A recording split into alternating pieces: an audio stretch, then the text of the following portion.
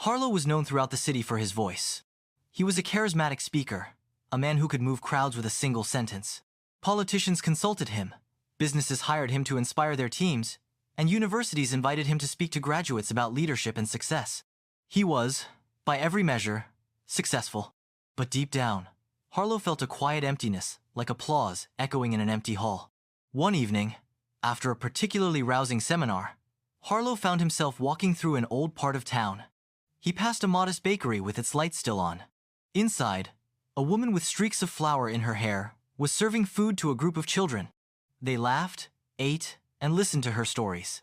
Harlow paused, drawn in by something he couldn't name. He returned the next evening, and the next. Eventually, he stepped inside and introduced himself. "I'm Harlow," he said. "I give talks, motivate people." The woman, Jasmine, smiled warmly. "That's wonderful. These kids don't need speeches, though. They need meals, stories, and someone to remember their names." He volunteered once, then twice. Soon, it became part of his routine. As weeks passed, Harlow began to spend more time there and less time in the spotlight. He learned the names of the children, their fears, their dreams. He fixed broken chairs, cooked meals, and sat quietly when words weren't enough. One rainy night, a boy named Jalen tugged on Harlow's sleeve. "You're not like the people on TV," he said. "They talk a lot, but you're here." Those words struck Harlow harder than any applause ever had. His once glamorous life began to dim in comparison to the glow he found in service. He started using his voice for a new purpose, not to impress, but to advocate for the children, for families, for forgotten neighborhoods.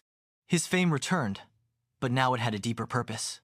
People listened, not because his voice was loud, but because his message was strong.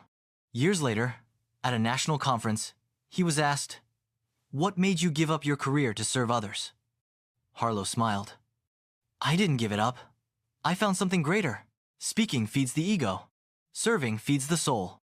Harlow was visible to thousands, but his truest value emerged in quiet, unseen moments.